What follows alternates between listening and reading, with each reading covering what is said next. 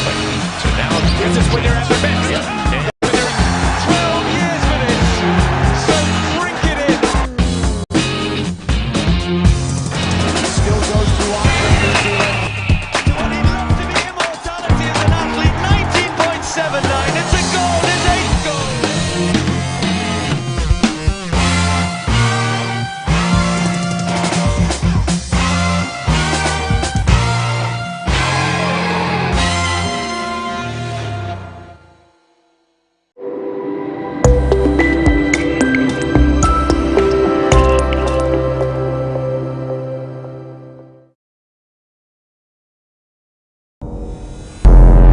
Every day, our lives are changed by history, We are one people, all of us. leaders, politics, Nobody's ambition is what's the blood. I have fought very firmly. natural occurrence, war, and the world economy. I belong to everybody and I belong to nobody. ATN covers it all on ATN Politics today.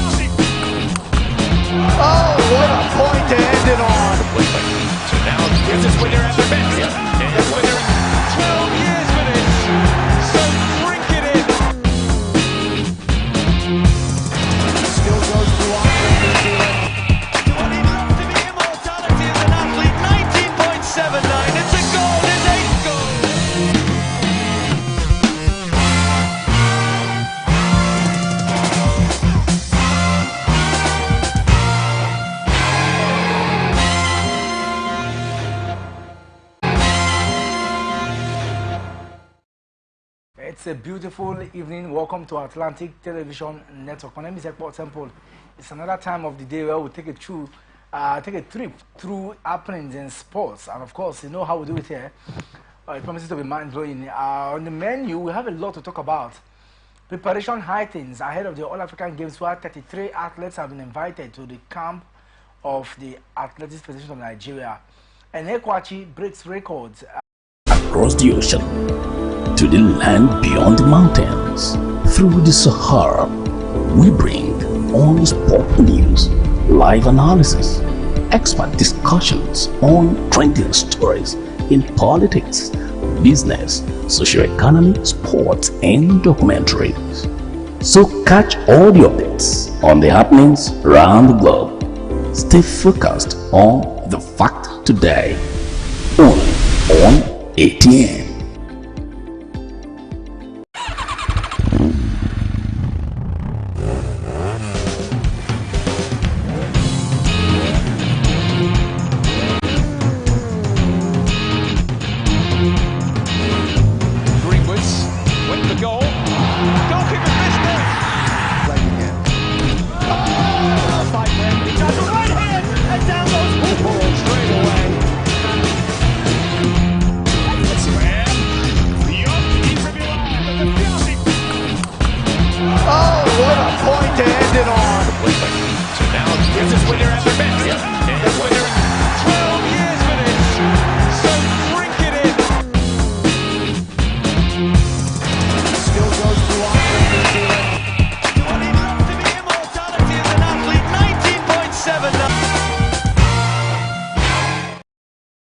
right, welcome back. Joining me live this evening to take you through some of the beautiful issues we shall be discussing is Emmanuel Michael. Welcome to the show.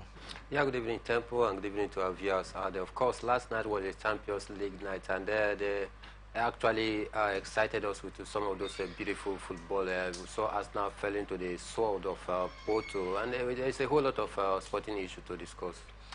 A lot of sporting issues to discuss, and no doubt we'll start from the home scene here in athletics, where a lot is happening in preparation for the All-African Games. Let's go to athletics, and 33 athletes justify their inclusion in the team out there that will be going far away, Ghana, Accra, to do Nigeria and Prague. So if you ask me, I would say yes, these are the best hand for now that we have, that we are taking there, and I believe that they are going to come back with something marvelous for us to cheer home about.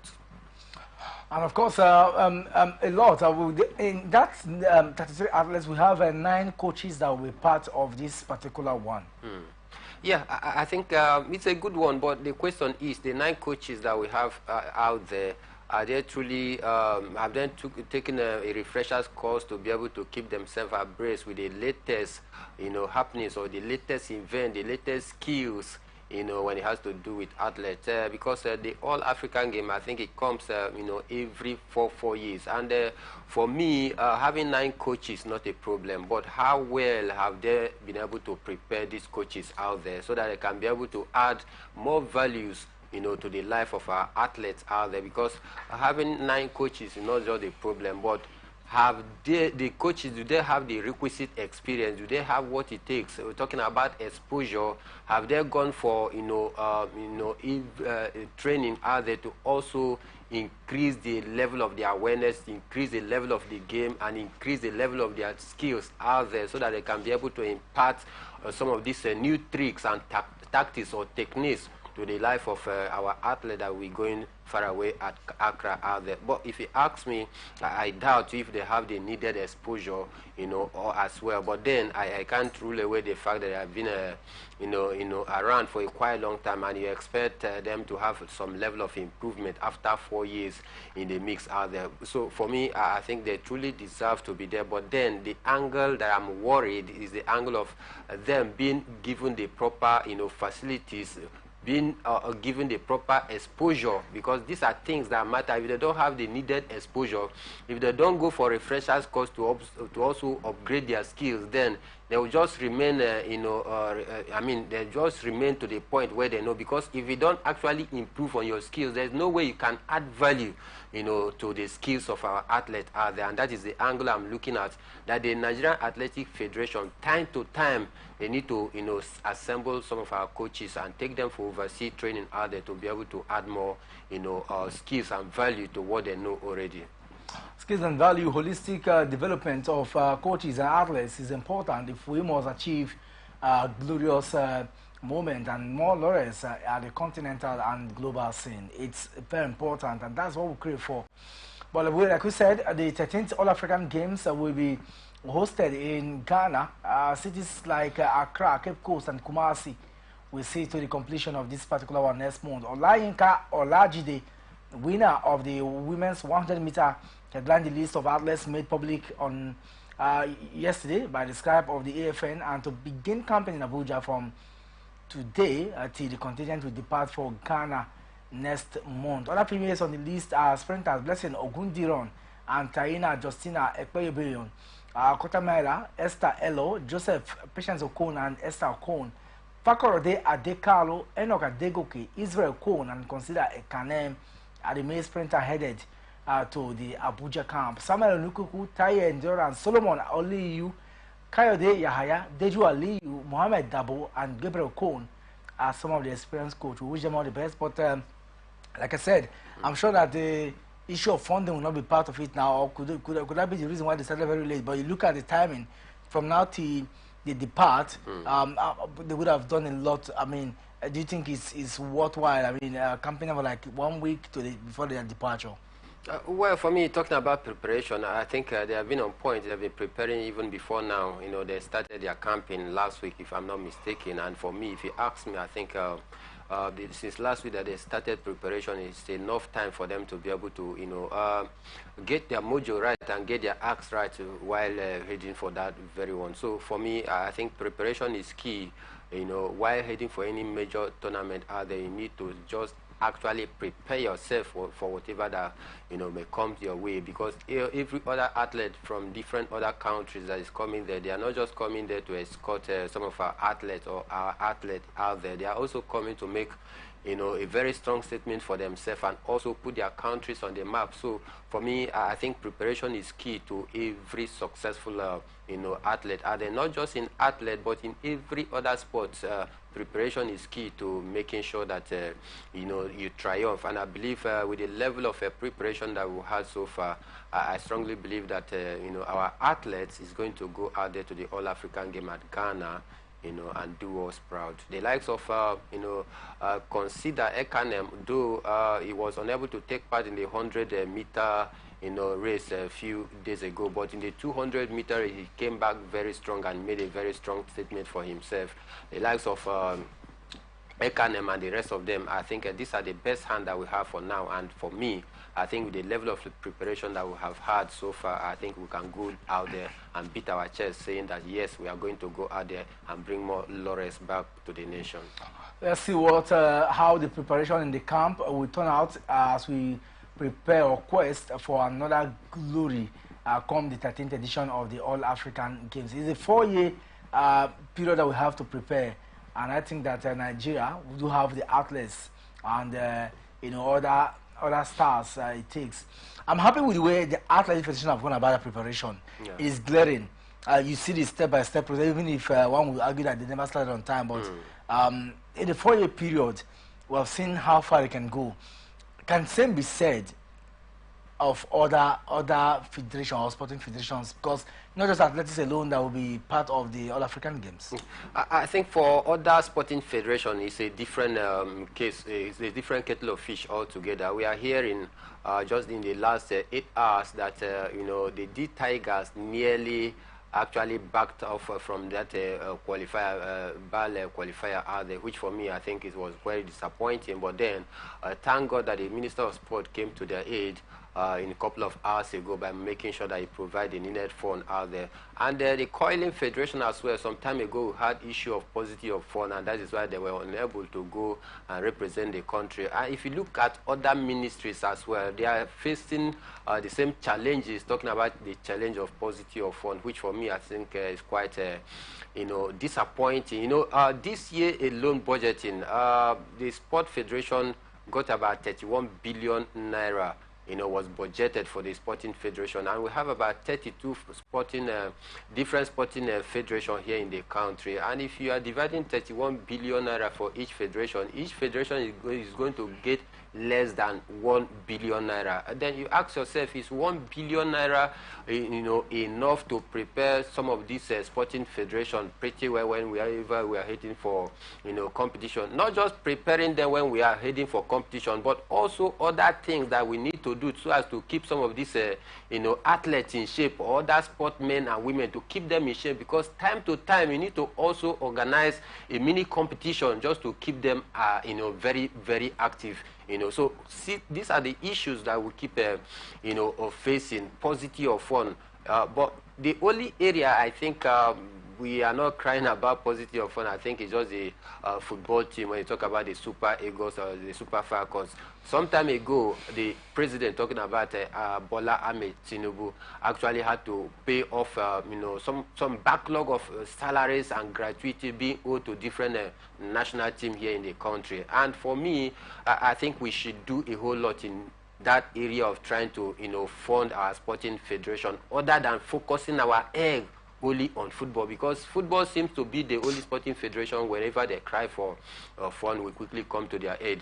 Basketball, wrestling, taekwondo, just name it, we are crying about positive fund, which for me, I think as a nation that truly want to improve sports-wise, we need to also, put finance in place to be able to enable other sports to strive very well and compete favorably well whenever we get for any major competition out there.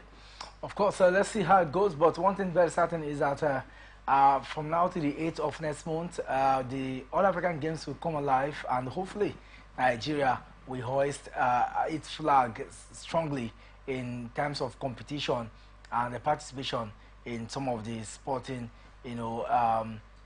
sporting activities that will take place in Accra, Kumasi, and Cape Coast in Ghana. All right, still talking in preparation for the All-African Games. Let's talk about one man who has just made history.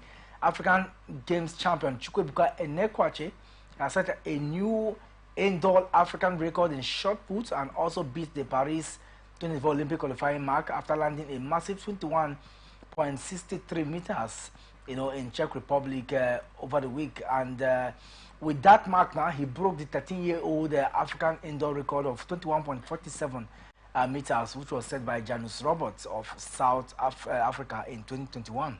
It's a massive one for Enekwachi, but it also boils down to what we just talked about a few minutes ago when we were talking about preparation and all of that.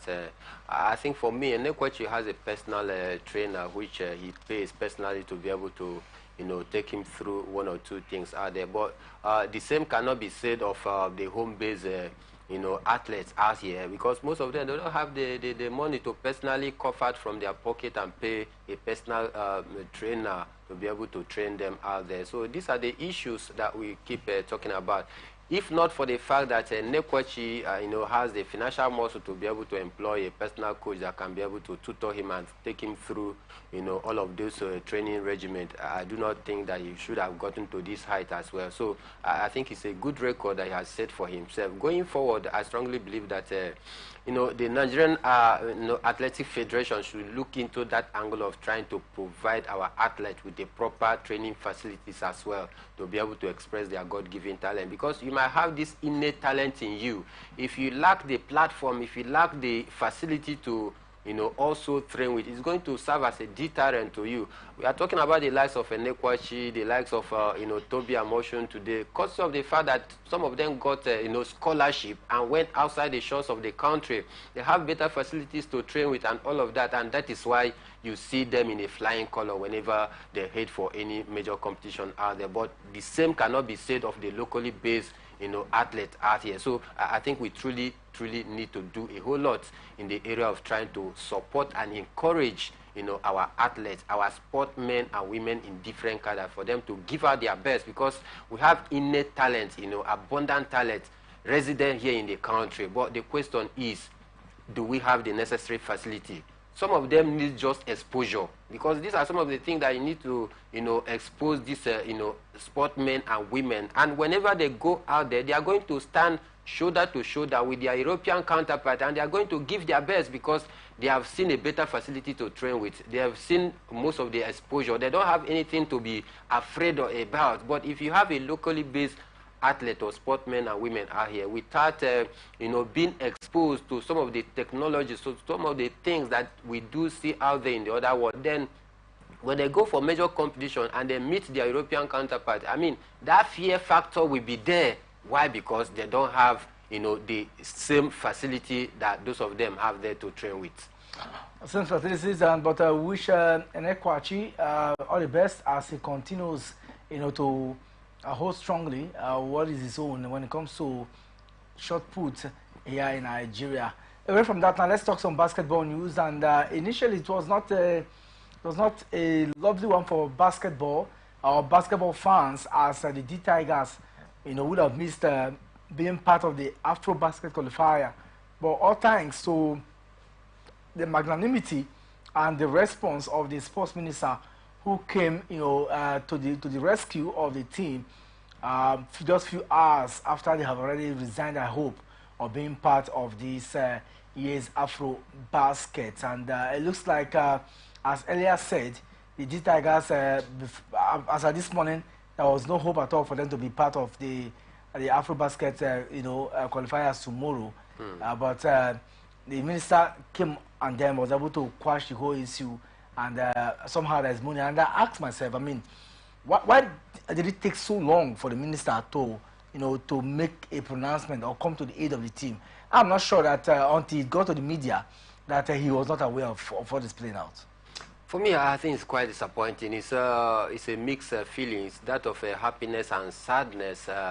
In the story that we are hearing, sadness in the fact that they nearly not went for this national assignment, cost of paucity of fund.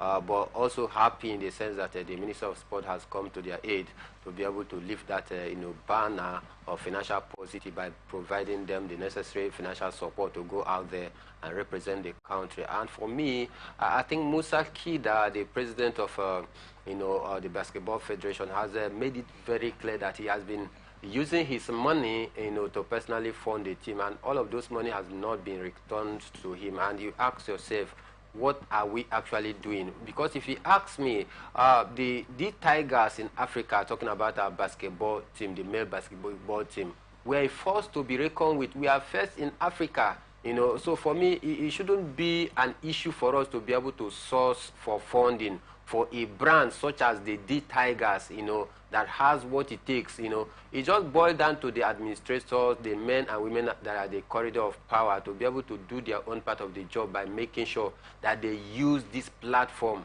to source for fund for themselves. But for me, I think, like I said, it's quite unfortunate that every now and then we keep complaining about paucity of fund. It is only when we are about 2 or 3 weeks, or even a week before any major tournament, that is when we begin to run around, circles, trying to source for fun, which for me, it shouldn't be. Like I said, the Tigers, talking about the male basketball team, were forced to be reckoned with. They are a brand on their own, which for me, I think the people at the corridor of power, if they can actually manage that brand well, they can actually use it to source for fun for themselves, other waiting for the sport ministry to also allocate fund for them as well. Of course, very, very unfortunate, yeah, but the good thing is now that we're hopeful that the Tigers will be part of the FIBA Afro-Basket qualification for 2025 starting tomorrow. So wish them all the best, and I'm sure that they will know. But like we talked about it, the sole aim should be, regardless of the distraction, will be to pick the ticket because they are the best side in Africa. So I wonder, they may start from the Olympic qualifiers. Can they qualify with, for the Afro-Basket come 2025? Well, for me, if you ask me, I think I can't actually beat my chest right now and say yes, they can qualify, because looking at happenings of things in the last 2-3 years down the line, don't forget in 2002, this same team was disbanded by the then President Muhammadu Buhari, courtesy of leadership tussles. And since then, they have actually not been able to fix their house together, and that is why we keep hearing one challenges or the other, and we couldn't even qualify for the Paris Olympic game because of those obstacles and challenges here and there. So I think it's going to be a very, very difficult one, for us to make it through. But then I believe with the spirit of Niger, we can also, go out there and make it through. But the issue remains that if they don't make it through, we don't need to blame them, because preparation was not on time, and the paucity of fund, which actually marred their participation this time around, only for a change of plan where the Minister of Sport came to their aid in just a few hours ago, which for me, I do not think that the spirit of the players as well will be very, very high. Their spirit were already dampened. Immediately they learned that there was no money for them to go out for this very one, only for a change of event at the dying minute. I think it will be very, very difficult. But then, like I said, with the spirit of Niger in them, I strongly believe that they can go out there and do themselves and also the nation proud. Do themselves and also the nation proud. We're going to our first break now. When we come back, we'll look at what has transpired at the Dubai tennis series and what is happening. The ladies, what are they doing? Coco Golf and the Iga Swiatek. We'll talk about them in the GF. Don't go anywhere.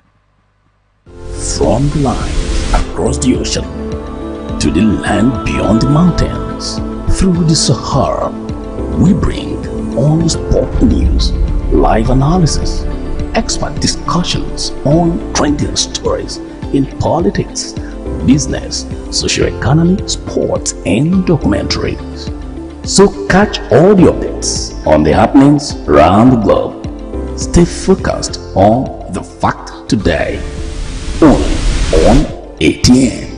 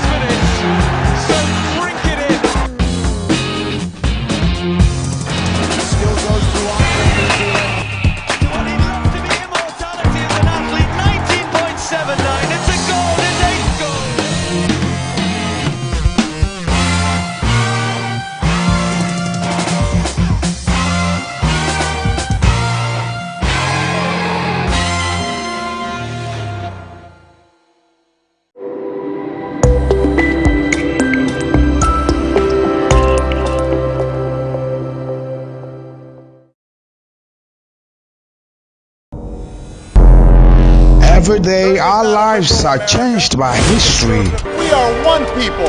All of us. leaders, politics, Nobody's ambition is what they blood. I have fought very firmly. natural occurrence, war, and the world economy.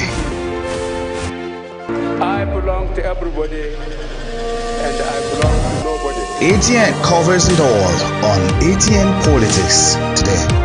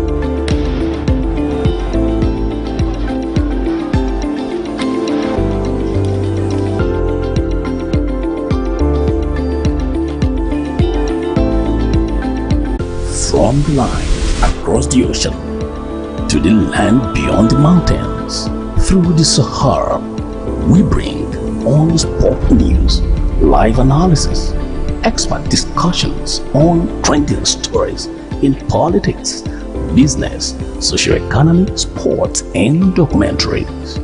So catch all the updates on the happenings around the globe. Stay focused on the fact today, only on ATN.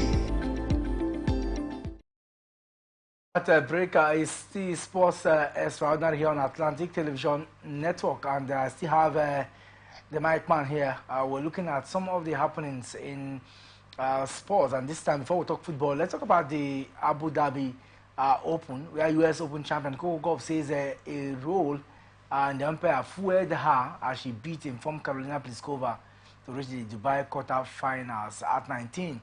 You know, the way she's going about her game, although she hasn't been brilliant in recent time, but somehow she came from 2-6 to winning 6-4, 6-3 against Pliskova yesterday. Yes, massive one for Coco Gauff, but just like you said, she has not really been the best of herself. She has not been very, very consistent, you know, in the past month right now. But I think it was a great fight back for her to fight back from the first day to come back and emerge victorious in that very one. And again, listening to her shortly after that match, she actually said that it was the exchange of word that she has with the umpire or the official that actually spurred her up to, you know, also come back very strong in that very one. So for me, I think it's a great one for her. But then let's hope that she can also continue to build on this victory going forward.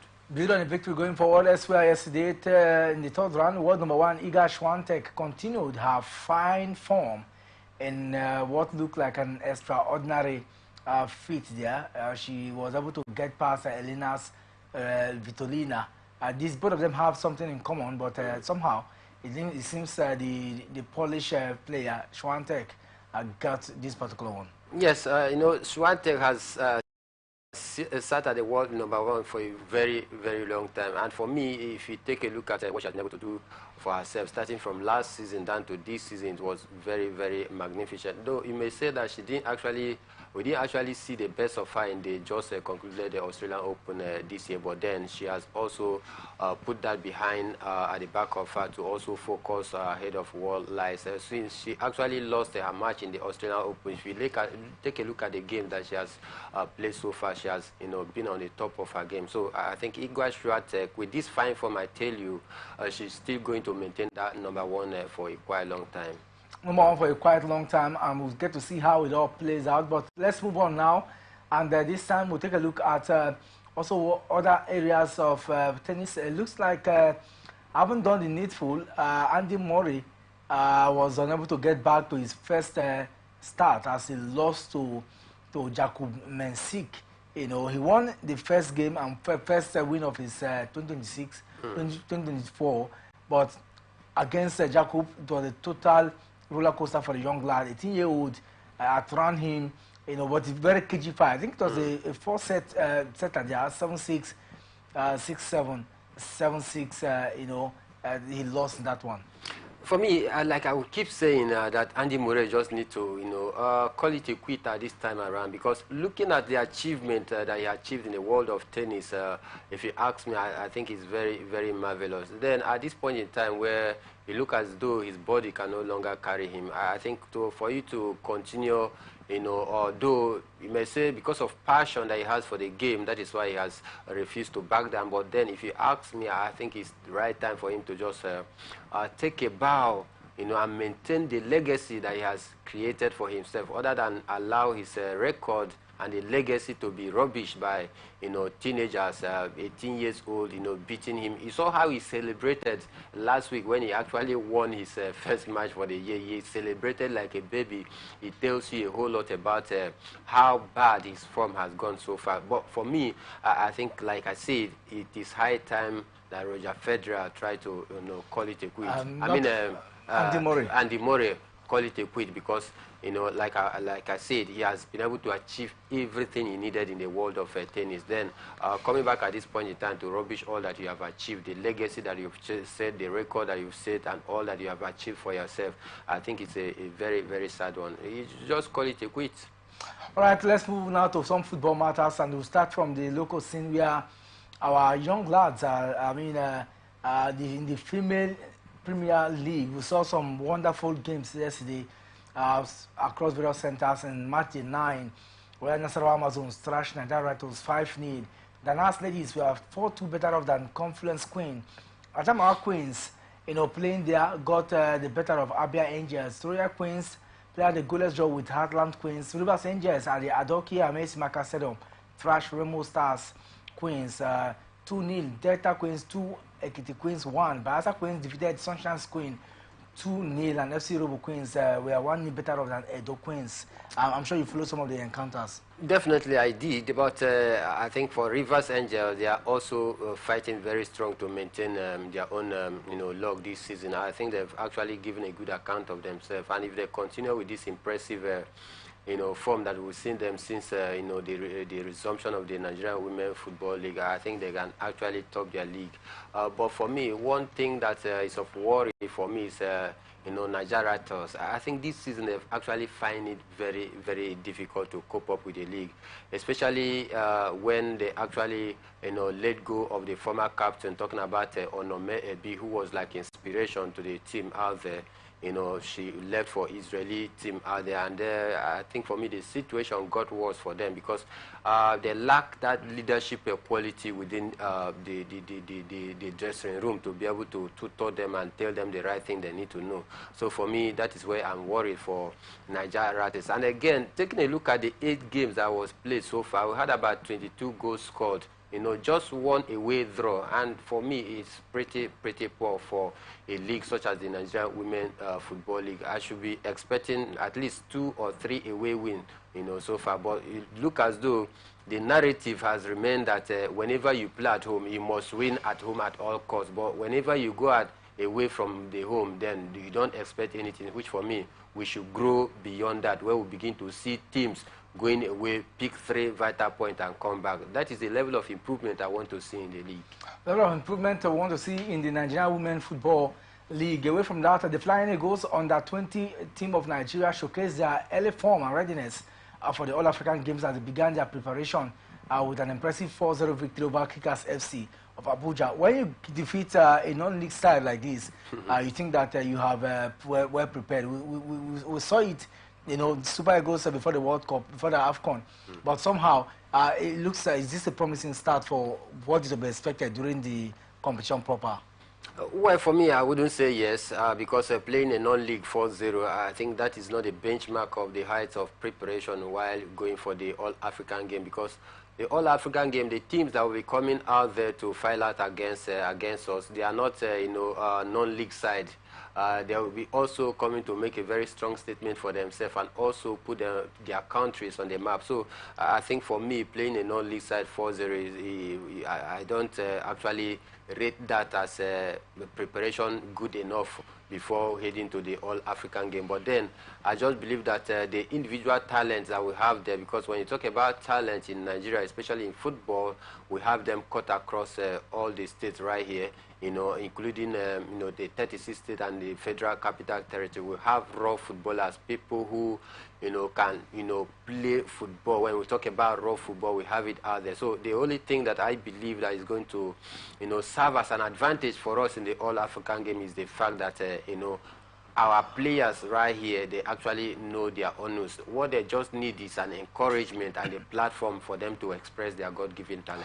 As far as God-given talent, just last, some players of the national team have come together to say that they want Joseph Pissarro to continue as a coach of the side, more like having a vote of confidence on the man. More like having a vote of confidence on Joseph Pissarro. But for me, I think if you ask me, Joseph Pissarro is not the coach. He's not the right coach for the Super Eagles that can be able to get the best out of this crop of players, because the Super Eagles, as it stands currently, they are among the the highest valued squad in the world. They're among the top 10, and in Africa we are number 1 in Africa. Then looking at the pattern of play of the Super Eagles is very, very strange to us. Even back in the days of the Green Eagles, we have never played this kind of negative and disjointed kind of football that Jose Pizarro is taking on. So for me, I'm thinking that Jose Pizarro is just an upgrade version of Jose Mourinho. In fact, Jose Mourinho is even better than him, because Jose Mourinho will play such negative football and achieve results. And you can hardly beat Mourinho in a final when he's up by 1 goal.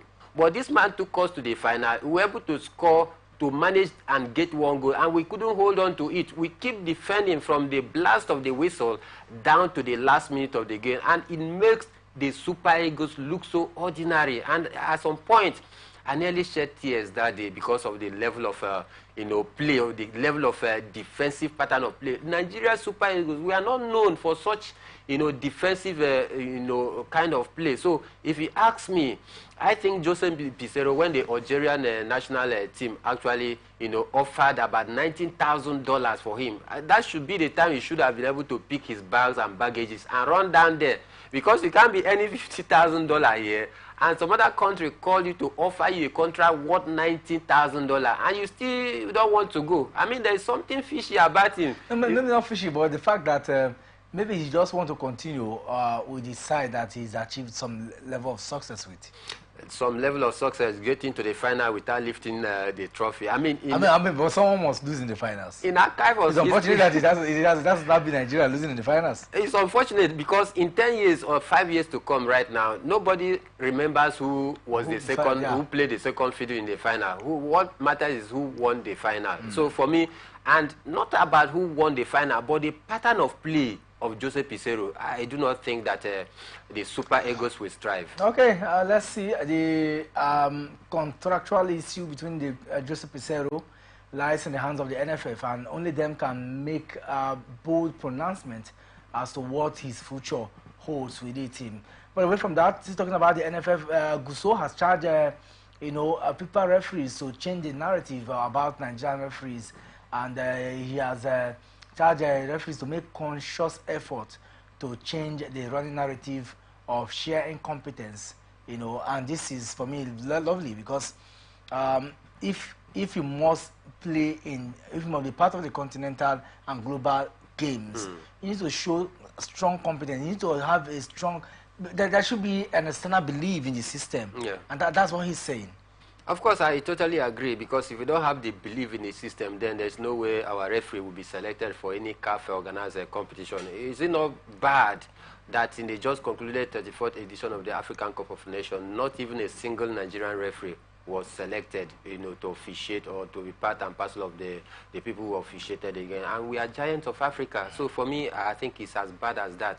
And again, the Confederation of African Football, CAF, has made it very, very clear that any league that failed to deploy the VAR will not be selected. And for me, it boils down to the Nigerian Premier Football League Authority to also find a way of trying to send some of our referees to a way so that they can get more exposure, send them for training so that they get themselves acquainted with the latest, happenings in the world of football. And by so doing, they will come back and replicate the same thing which they have gone out there to study. But if you don't actually, give them that platform, it will be very, very difficult for us to, have a Nigerian ref officiating any CAF organized competition. It's not enough in just coming to the media, to say all of these things. But behind the media, we keep adamant. We pretend as if we don't know that the referee needs some support or some encouragement for them to go out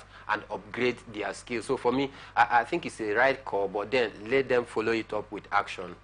Follow it up with action. Away from that, now let's move now to club football in Europe, where we saw Luton Town lost yesterday to Liverpool at Anfield.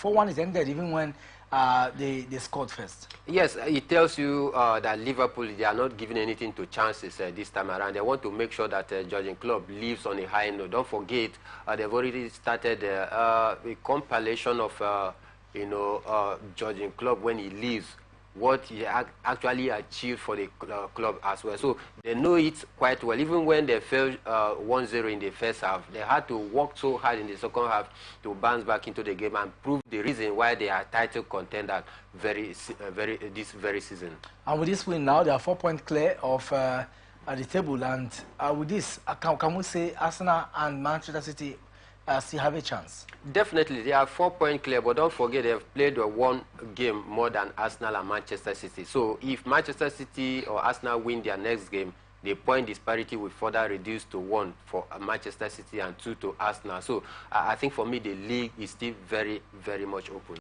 Very much open, but Sir Jim Ratcliffe has hinted that Manchester United will need to go back to the black sheep of the family, Mason Greenwood, who was somehow, you know, we saw how that played out, you know.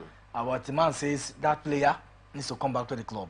Well, just because of the fine form that we've seen him at, Spanish La Liga, that is the reason why I think he's looking into his direction. But then, if Messi Greenwood has the right, to say no, I think for me he should have said no. Looking at the way he was, treated and ostracized from the, club out there, that even some members, some backroom staff, people that work for Manchester United, actually say that if Mason Greenwood continue to stay in Manchester United, that most of them are going to resign. And if a player is treated such way, my brother, if you go another place where you can be able to find succor and happiness again, what is the need of coming back? But the reason why he has no authority to say no is that Manchester United is still his parent club, and that is the reason why Jimmy Ratcliffe is making hints to that fact. And again, looking at his performance so far, I think it will be good to come back into the Manchester United squad. And yesterday we saw how FC Porto in the UEFA Champions League stunned Arsenal at the tail end of the game. I'm just wondering, Arsenal haven't gone past this particular round in recent time, even before the hiatus of being in Champions League. But somehow that man was the lot of person would have expected that maybe get a point and then conclude it at Emirates. But with this now, is there any hope for them? Yes, of course, there's still hope for them. For me, I thought that Arsenal will do everything possible to at least get a win out there in Porto. But looking at the past recent record against Arsenal traveling away to Portugal for the Champions League clash, English club generally, they find it very, very difficult to go out there at Porto or Portugal to be able to get a win out there. And Arsenal also was a victim to that fact, and that is why they could not even muster a single shot.